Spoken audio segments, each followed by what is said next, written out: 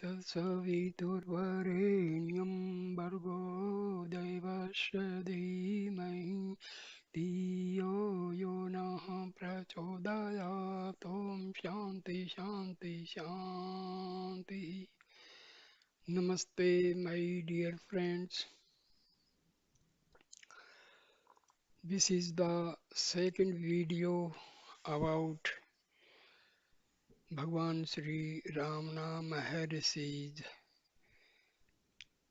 subtle teachings, which are very useful for the sadhakas who are advanced in their self inquiry and meditations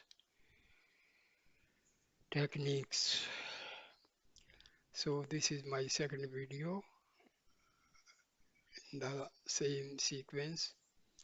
So, now I will describe how Maharshi has explained how to go for meditation. It is necessary to practice meditation frequently and regularly until the condition induced becomes habitual and permanent throughout the day. Therefore, meditate. You lost sight of the bliss because your meditative attitude had not become natural and because of the recurrence of latent tendencies of the mind. When you become habitual, reflective, the enjoyment of spiritual beatitude becomes a matter of natural experience. It is not by the single realization of I am not the body that the goal of self is reached. Do we become royalty by seeing a king once? One must constantly enter samadhi, absorption in the self, and realize oneself and completely blot out the old tendencies and the mind before one becomes the self. Meditation on the self is our natural state. It is only because we find it hard that we imagine it to be an arbitrary and extraordinary state. We are all unnatural. The mind resting in the self is its natural condition, but instead of that, our minds are resting on outward objects. Meditation helps to remove the illusion that the self must be seen. How do you see the I now? Do you hold a mirror in front of yourself to know your own being? The answer is the I realize that it is the truth. Withdrawing all thoughts from sense objects, one should remain fixed in steady, non objective inquiry. See the self my meditation in this manner. Trace every thought to its origin. Never allow thought to run on. If you do, it will be unending. Take it back to its starting place and the mind will die of inaction. Go back by the question, who am I? No meditation on any kind of object is helpful. In meditating on an object, whether concrete or abstract, you are destroying the sense of oneness and creating duality. Meditate on what you are in reality. Obviously, the seer is more real, true, and important than the seen. Since the seen is dependent on it, so turn your attention to the seer and who is the source of your eye and realize that up to now you have been studying the object, not the subject. Now find out what the word I stand for. All kinds of thoughts arise in meditation. Unless they rise up, how can they be destroyed? They rise up spontaneously in order to be extinguished in due course. The self is realized with a mind that is turned inward. When the mind sees its own source, it becomes that. Next is who am I and whence am I?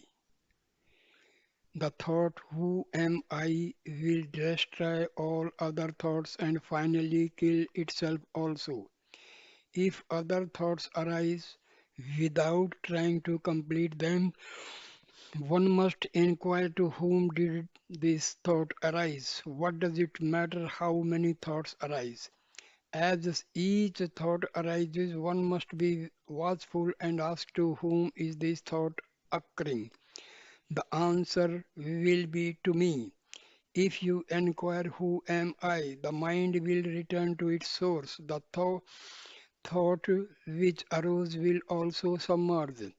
As you practice like this more and more, the power of the mind to remain as its source is increased.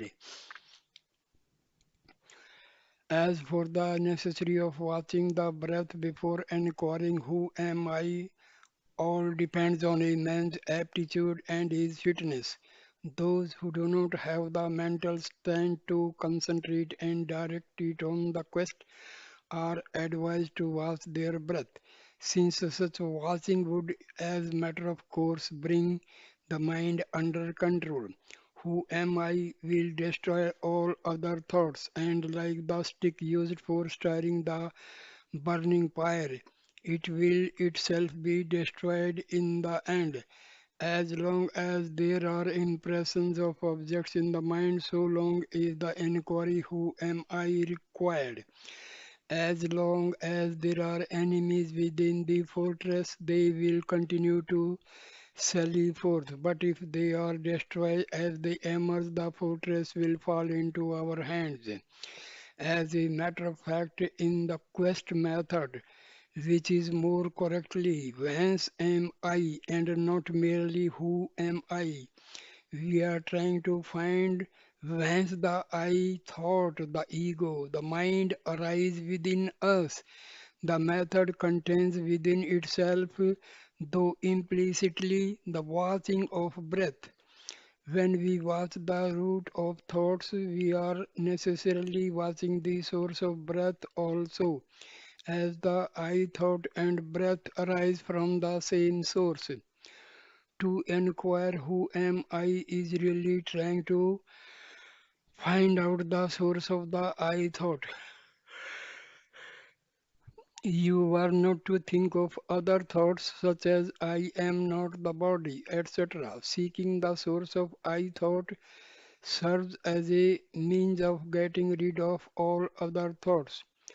Who is born? It is only he who asks, whence am I born? That is truly born in Brahma, the prime source. He indeed is born eternally. He is the Lord of saints. He is the ever new. We should not give scope for other thoughts but keep attention fixed on the I thought. This is done by asking to whom the thought arises, and if the answer is I, get rid of the thought by asking the question who is this I and whence its source. The meditation or mantra Soham, I am that, is not the same as who am I. They are different. Why should we go on repeating Soham or affirming I am that? One must find the real I within, tracing within the source of I. We see it. The apparent sense of I has no separate existence but merges in the real I. Who am I is not to be used as a mantra. If means you must find out where in you arises the I thought, which is the source of all other thoughts. Perception, memory, or any other experience only comes to the I. You don't have these experiences during sleep, and yet you existed during sleep, and you exist now too. That shows the I continues while other things come and go. Who am I means you must concentrate and see where the I thought arises. Instead of looking outward, look inward and see where the I thought arises. Never mind whether there are visions or sounds or anything else, or whether there is a void. Are you present during all this or are you not? You must have been there even during the void to be able to say you experienced the void. To be found in that you the quest for the I from start to finish. Whatever other methods may be chosen, there will always be the doer that cannot be escaped. Just who is that doer is what must be found out. Until then, the sadhana practice cannot be ended. So eventually, all must come to find out who am I. You complain that there is nothing preliminary or positive to start with. You have the I to start with. Suggestive replies to the inquiry such as Shivoham, I am Shiva, are not to be given to the mind during this meditation. The true answer will come by itself. Any answer which the ego might have cannot be correct. Any answer which the ego might give cannot be correct. These affirmations or auto-suggestions may be of help to those who follow other methods, but not in this method of inquiry. The inquiry to know the self is different from the method of Sivoham or Soham. I am he. I rather lay stress upon self knowledge, for you are first concerned with yourself before you proceed to know the world and its Lord. The Soham meditation of I am Brahma meditation is more or less a mental thought, but the quest I speak of is a direct method and indeed superior to other meditations. For the moment you get into a moment of quest for the self and get deeper and deeper, the real self is waiting to take you in. Then whatever is done by something else and you have no hand in it. You gain you gain steadiness in practice only through more practice. Next is I. Whence does the I arise? Seek this within the I, then vanishes. This is the pursuit of wisdom. Where the I vanishes, these there appeared an I by itself. This is the infinite.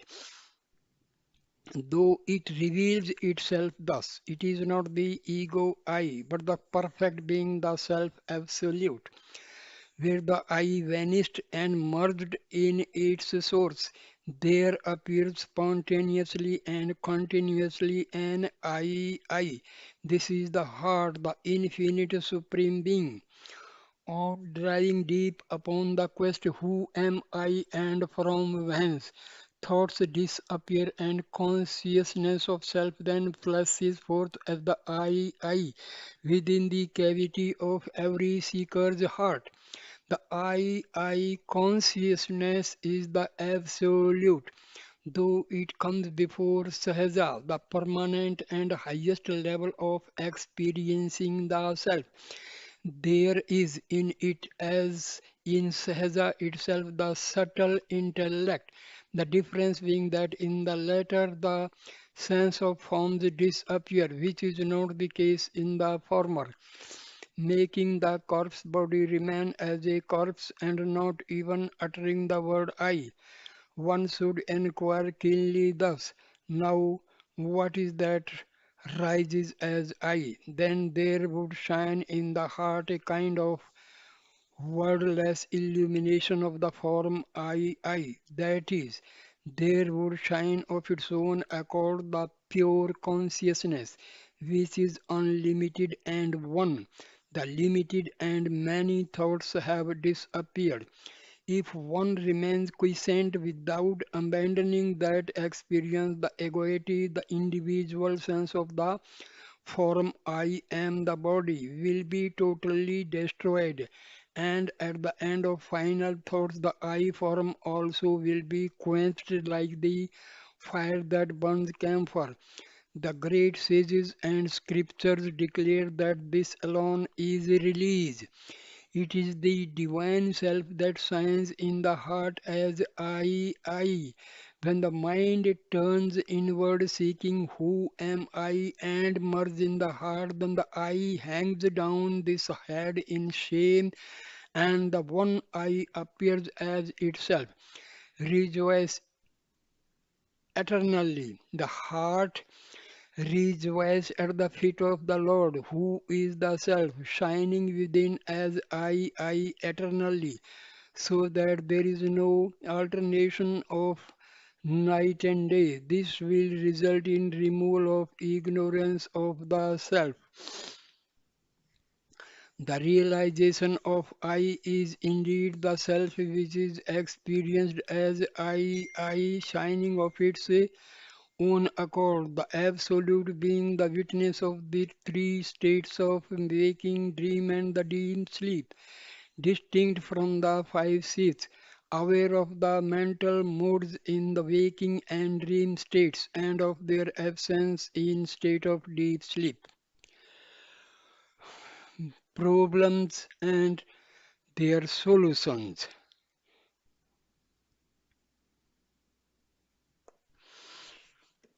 You may experience you may experience anything, but you must never rest content with that. Whether you experience pleasure or pain, ask yourself the question who feels the pleasure and carry on the practice sadhana until pleasure and pain are transcended till reality alone remains. So long as these thoughts of activity are there, sleep will also be there. Thoughts and sleep are counterparts of the same thing. We should not sleep too much or go without it altogether, but sleep only moderately. To prevent too much sleep, we must try and have no thoughts. As an aid in overcoming the tendency to sleep or go unconscious during meditation, eat only sattvic, pure, not spicy or highly seasoned food, and that too in moderate measure, and not indulge in too much physical activity. Sleep is the first obstacle. The second is the sense objects of the world which divert one's attention. The third is the thoughts in the mind about previous experiences with sense objects. The fourth is bliss. In that state, the thought I am the enjoyer is still present. The final state of samadhi is to be reached in which one is the bliss or one with reality. The more you get fixed in the self, the more the thoughts will drop off themselves. Regulation of life, such as getting up at a fixed home fixed hour, bathing, doing mantra, japa repetition, observing ritual, all this is for people who do not feel drawn to self inquiry or are not capable of it. But for those who can practice this method, all rules and disciplines are unnecessary. Success in turning the mind inward is achieved by practice, self inquiry, and dispassion, and it succeeds only gradually. Do not regret tamas, inertia, sluggishness, but when sattva, purity, harmony comes into play, hold on to it and make the best of it. The thought I am not able to concentrate is itself an obstacle. Why should the thought arise? There is consciousness along with quietness in the mind. This is exactly the state to be aimed at.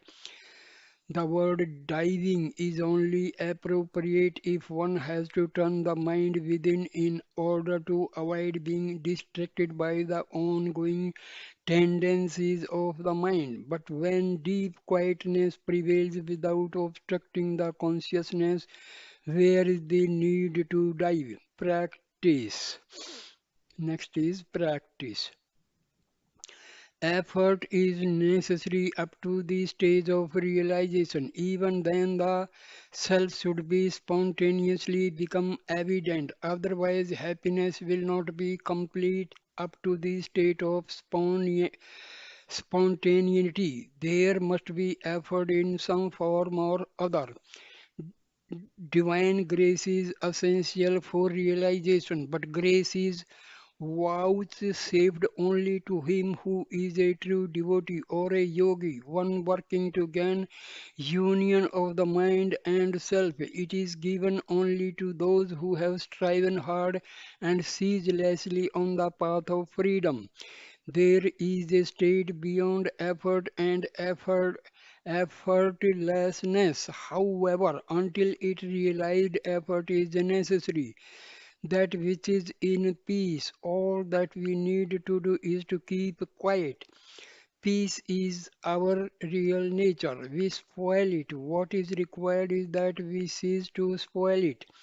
Grace is always there, but practice is also necessary. Staying in the self by one's efforts with self inquiry is like training a roguish bull to remain confined to his stall by tempting him with luscious grass and preventing him from straying.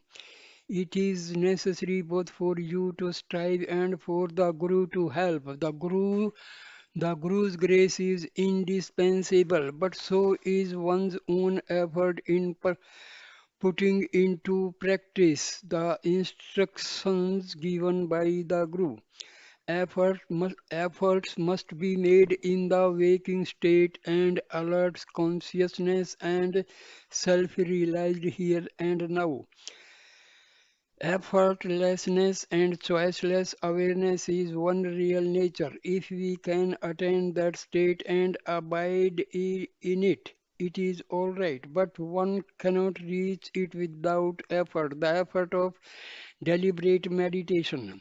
Of course, every master and every book tells the aspirant to keep quiet, but it is not easy to do so.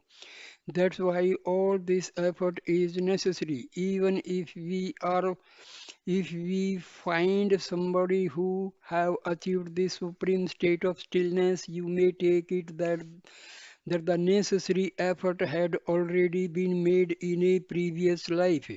See what helped you to keep out thoughts and adopt that for meditation.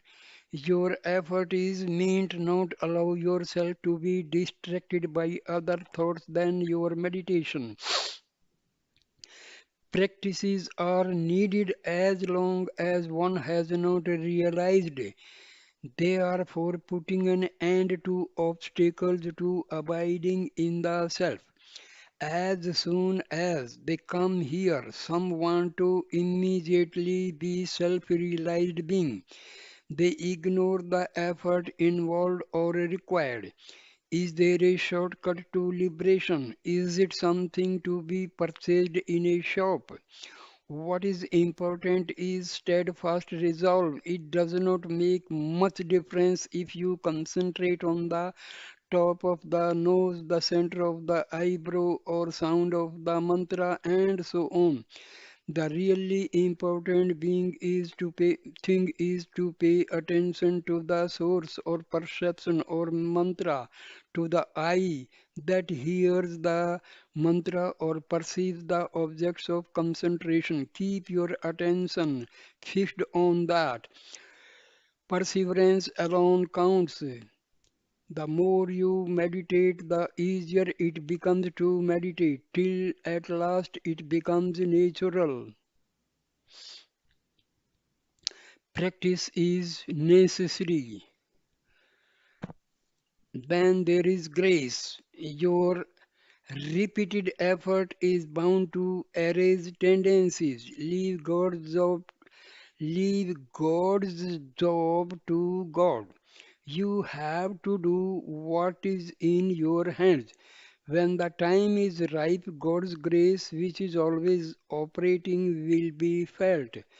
The mistake one is prone to make is to abandon effort under the mistaken impression that God's grace is absent. One should not slacken, for God's grace is bound to operate in due time when you are ripe. Next is Satsanga. If one gains association with sadhus, of what use are all the religious observances? When the excellent cool southern breeze itself is blowing, what is the use of holding a hand fan? Sacred bathing places that are composed of water and images and deities which are made of stone and earth cannot be comparable to those great souls. Oh, what a wonder! The bathing places and deities bestow purity of mind after countless days, whereas such purity is instantly bestowed upon people as soon as sadhus see them with their eyes. Heat will be removed by the cool moon, poverty by the celestial wish fulfilling tree, and sin by the Ganges. But know that all these, beginning with heat, will be removed merely by having darshan, sight of incomparable sadhus.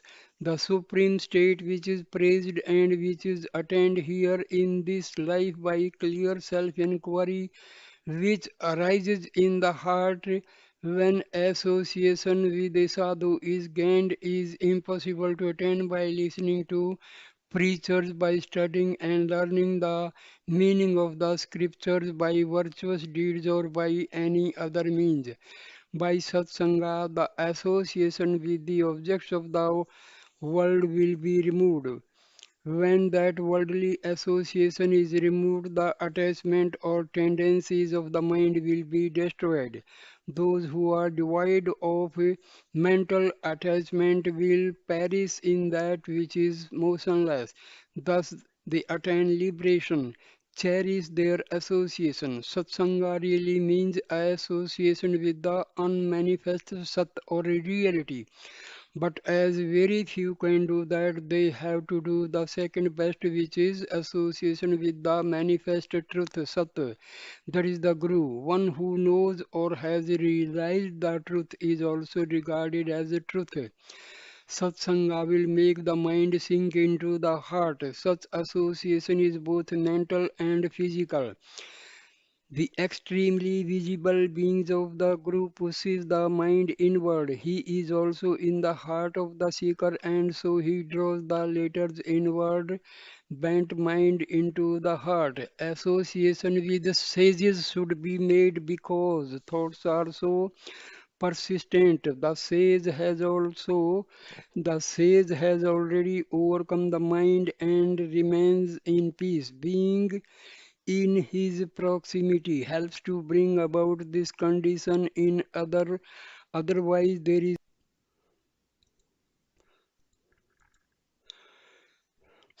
Guru. The marks of a Guru are steady abidance in the self, looking at all with an equal eye, unshakable courage at all times, in all places and circumstances. He is proper Guru to whom your mind is attuned. He should be endowed with tranquility, patience, forgiveness, and other virtues. He should be capable of attracting others even with his eyes, just as a magnet attracts iron. He should have a feeling of equality towards all. He who has these virtues is a true Guru. Choose that one where you get peace. If you wish to know what is the nature or real form Swarupa of a Guru, you must now know your own nature or real form first. How can one know the nature of the Guru if one does not know one's own real nature? If you want to know the real nature of the Guru, you must find out, learn to look upon the whole world as the Guru's form. One must see Guru in all living beings. The Guru is the bestower of silence who reveals the light of self-knowledge, which shines as the residual reality. Spoken words are of no use whatsoever if the eyes of the Guru meet the eyes of the disciple. Contact with the Guru is necessary. It is like the elephant which wakes up on seeing a lion in its dream. Even as an elephant wakes up at the mere sight of the lion, so too it is certain that the disciple wakes up from the deep sleep of ignorance into wakefulness of true knowledge through the Guru's benevolent look of grace. Work within. The Guru is both within and without, so he creates conditions to drive you inwards and prepare the interior to drag you to the center. Thus, he gives you a push from outside and exerts a pull from within, so that you will be fixed at the center. In sleep, you are centered within. On waking, your mind rushes out simultaneously thinking this, that, and the other.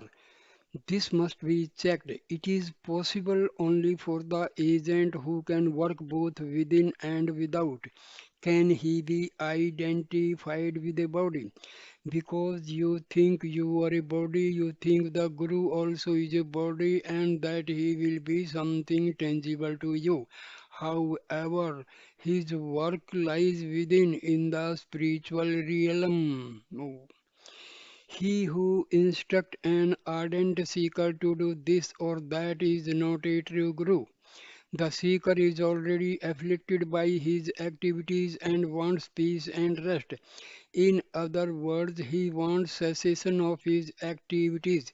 If a teacher tells him to do something in addition to or in place of his other activities, can that be a help to the seeker? Activity is creation. Activity is the destruction of one's inherent happiness. If activity is advocated, the advisor is not a guru but a killer. In such circumstances, either the creator Brahma or death Yama may be said to have come in the guise of a master. Such a person cannot liberate the aspirant, he can only strengthen his fetters. The Guru is both external and internal. From the exterior, he gives a push to the mind to turn it inwards. From the interior, he pulls the mind towards the self and helps in guiding the mind. This is Guru's grace. There is no difference between God, Guru, and the self. God, who is immanent in His grace, takes pity on the loving devotee and manifests Himself according to the devotee's development. The devotee thinks that he is a man and expects a relationship between two physical bodies. But the Guru, who is God incarnate, works from within, helps the man to see the error of his ways and guides him on the right path until he realizes the self within. The Guru is absolutely necessary. The Upanishads say that no one but a Guru can take a man out of the jungle of mind, intellect, and sense perceptions. A realized one sends out waves of spiritual influence which draw many people towards him. Yet he may sit in a cave and maintain complete silence. We may listen to lectures upon truth and come away with hardly any grasp of the subject. But to come into contact with a realized one, though he speaks nothing, will give much more grasp of the subject. He never needs to go out among the public. If necessary, he can use other as instruments. The Guru does not bring about self-realization. He simply removes the obstacles to it. The Guru is always within you. If the disciple finds the Guru internally, then it does not matter where he goes. Staying here or elsewhere must be understood to be the same and to have the same effect. The Guru will go with the disciple in his own path and then gradually turn him into the supreme path at the ripe moment. Suppose the car is going at top speed, to stop it at once or turn it at once would be attended by disastrous consequences. The Guru, not being a physical form, his Contact will continue even after his physical form vanishes. If one enlightened sage exists in the world, his influence will be felt or benefit all people and not simply his immediate disciples. Conquering 1,000 elephants is nothing beside the Guru's power to conquer the rutting elephant of the ego. It is necessary for you to strive and natural for the Guru's help to annihilate recurrent tendencies and bring to being knowledge free from dread, delusion, and desire. Know that the mantra true is but devotion to the Guru's feet.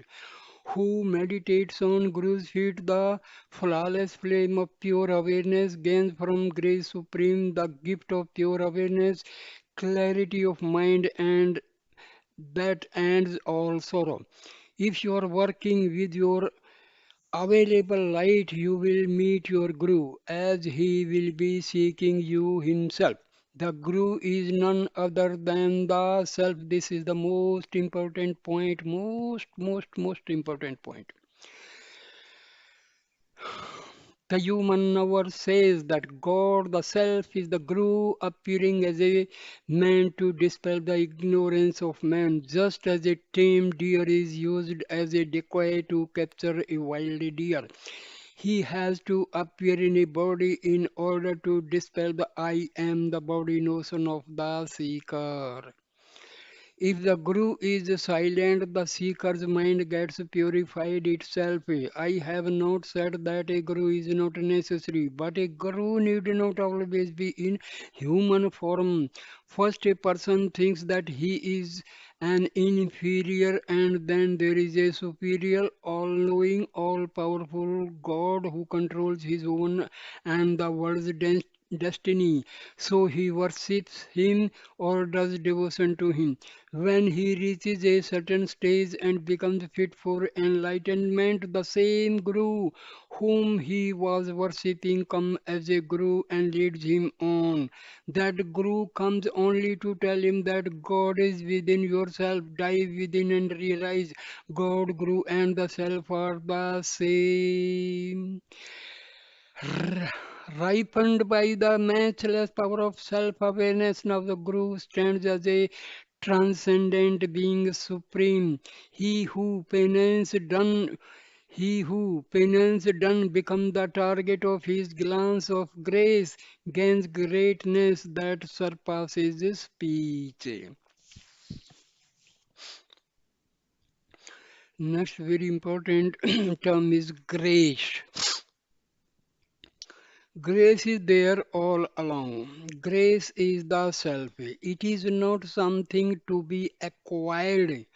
All that is necessary is to know its existence. In the same way, the sun is pure brightness. It is ever there and shines, and you are surrounded by sunlight. Still, if you want to know the sun, you must turn your eyes in its direction and look at it. Similarly, grace is only to be found by effort, although it is here and now. We cannot attain realization of the self by our mind unaided by God's grace. One's ignorance of the self revealing immediately of divine grace is not proof of its absence. If the owl does not see the sun that illumines the whole world, is that the fault of the sun? Is it not due to ignorance of the bird or the defectiveness of its sight?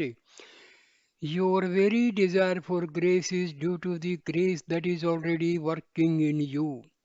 As for grace, it is ever within you. You are never out of its operation. Grace is always there. In full enjoyment of silent bliss, the gift of grace that flows from wisdom's Lord, the Lord of Self, the Jiva's Nirvana is casting off the fivefold sheath attachment to the body. Grace is always present. You are neck deep in water and yet cry for water.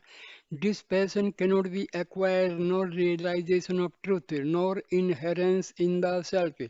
In the absence of the Guru's grace, but practice is necessary. Grace is in the beginning, middle, and the end. God, grace, and Guru are all synonymous and also eternal and immanent. The highest form of grace is silence. It is also the highest instruction, Upadesa. Though through divine grace one can go beyond the influences of past actions. Individually, we are incapable because our mind is weak. Grace is necessary. Sadhu Seva, serving a holy being, one whose life is totally dedicated to God, will bring it about. To me, there is no distinction. Grace is flowing like the ocean, ever full. Everyone draws from it according to his capacity. How can one who brings only a tumbler complain that he is not able to take as much as another who has bought a jar? It is only by God's grace that you think of God.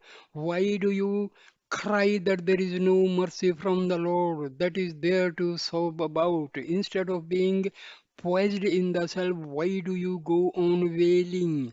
What is this talk of Guru's grace? Does the Guru hold you by the hand and whisper something in your ear?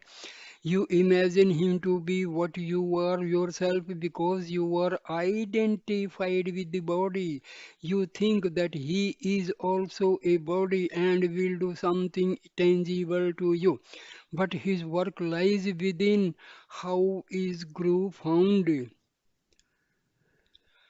If a devotee prays to God unselfishly, God, who is immanent in His grace, takes pity on the loving devotee and manifests Himself as a being according to the devotee's standard.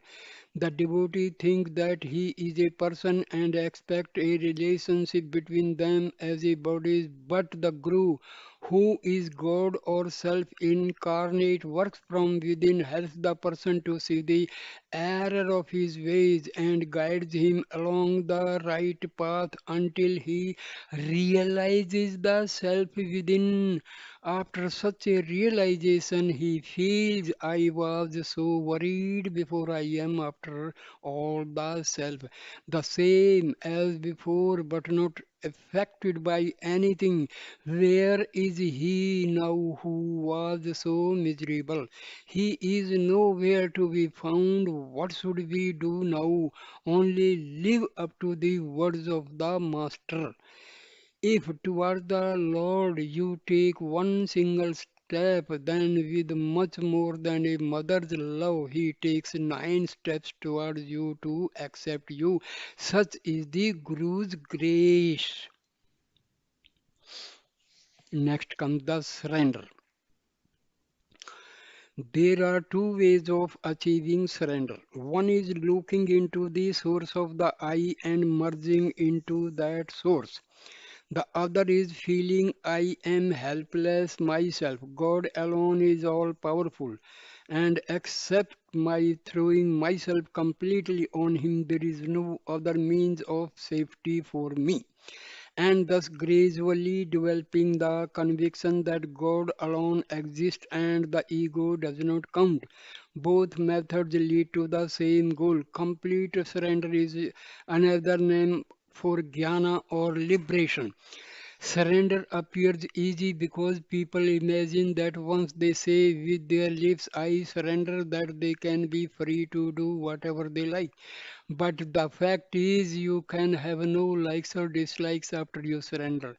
You will, your will become completely non existent with the Lord's will taking its place. Surrender is complete only when you reach the state thou art all and thy will be done. Thy will be done. You will know in due course that your glory lies where you cease to exist. In order to gain that state you should surrender yourself.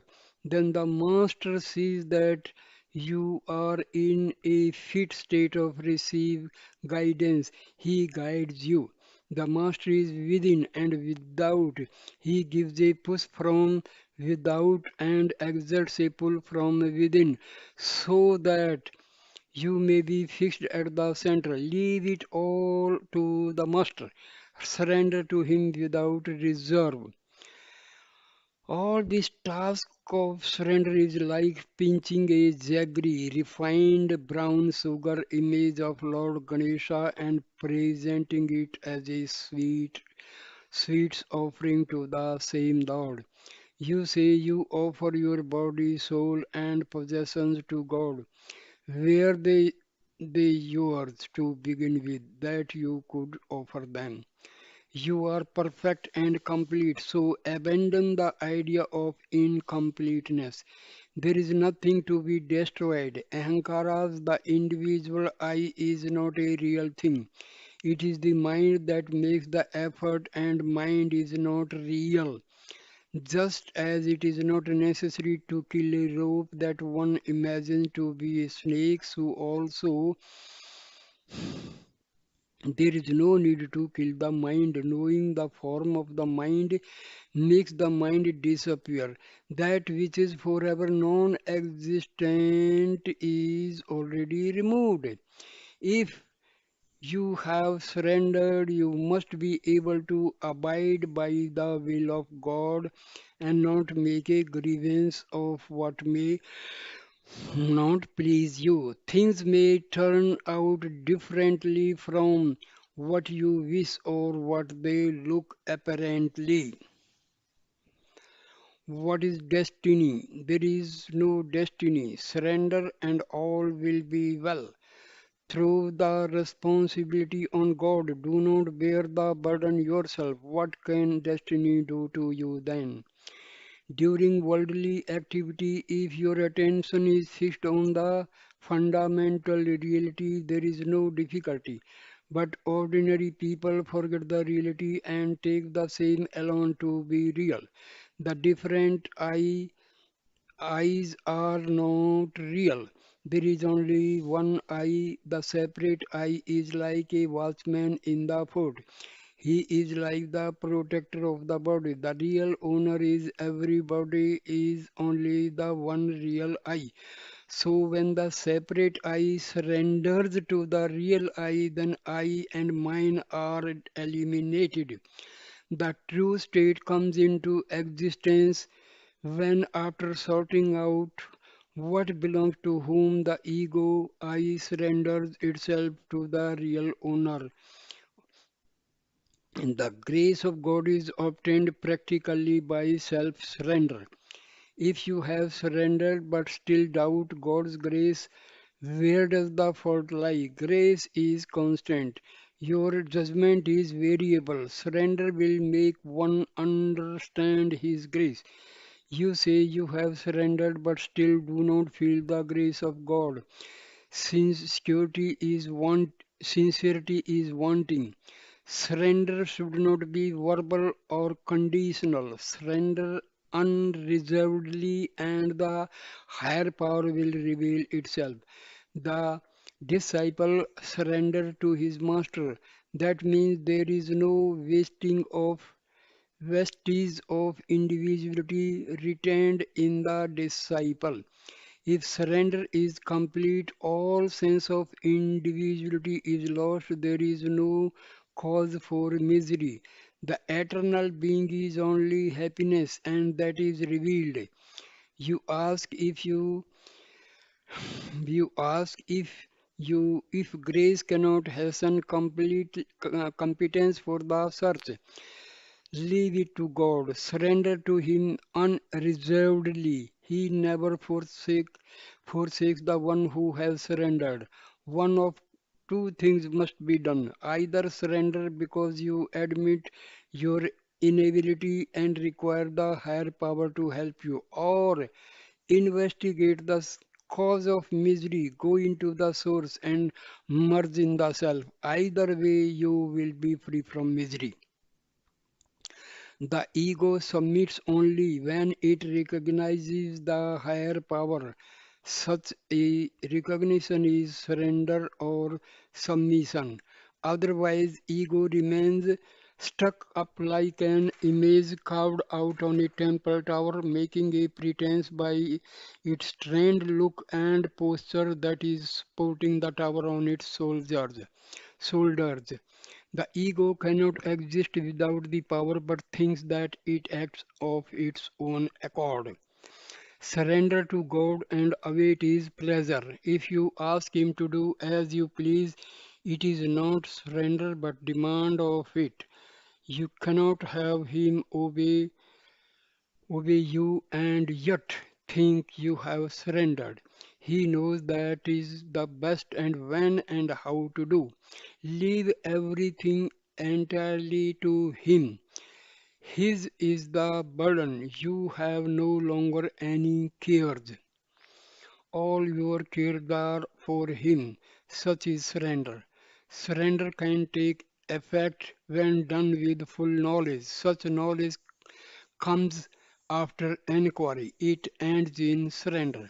If one has surrendered himself to God or Guru, the power to which he has surrendered will take him on the right course. One need no longer concern himself about the course. The doubt will arise only if he fails to obey the Master in all details. Surrender consists in giving up oneself and one's possessions to the Lord of mercy. Then what is left over for the man? Nothing. Neither himself nor his possession. The body is liable to be born and to die, but having made over to the Lord, mind needs no longer worry about it. Birth and death cannot strike terror. For where is the identity of the individual to be frightened? It is true that the divine will prevails at all times under all circumstances. The individuals cannot act on their own accord. Recognize the force of divine will and keep quiet. Surrender itself is a mighty prayer. If you believe that God will do all the things that you want Him to do, then surrender yourself to Him. Otherwise, let God alone and know yourself. Whose fault is it if the traveler, instead of putting his luggage in the conveyance which bears his load anyway, carries it on his head or in his lap to his own inconvenience? If full responsibility is thrown on the higher power, things will go on of their own accord. We walk on this ground. While doing so, do we usually consider each step as to whether we should raise one leg after the other or stop at some stage? Is not walking done automatically? The same is the case of inhaling and exhaling. No special effort is made to inhale or exhale. The case is the same with life also. Quite a number of things are done automatically without our being conscious of it. If actions of the mind, speech, and body are merged with God, all the burdens of life are on Him. When one has completely surrendered oneself at the feet of Shiva, thereby becoming the nature of the self, the resulting abundant peace in which there is not the least room within the heart for one to make any complaint alone is the nature of supreme devotion. If one surrenders completely, there will be no one left to ask questions or to be considered. Either the thoughts are eliminated by holding on to the root thought I, or one surrenders unconditionally to the higher power. There are the only two ways to realization. Self-inquiry dissolves the ego by looking for it and finding it to be non-existent, whereas devotion surrenders it. Therefore, both comes to the same ego-free goal, which is all that is required. True surrender is the melting of the ego in its source, the heart. God is not deceived by outward acts. What he sees in the worshipper is how much of the ego remains in full control and how much is on the verge of destruction. It, it is legitimate to pray as long as you feel that you are different from the higher power.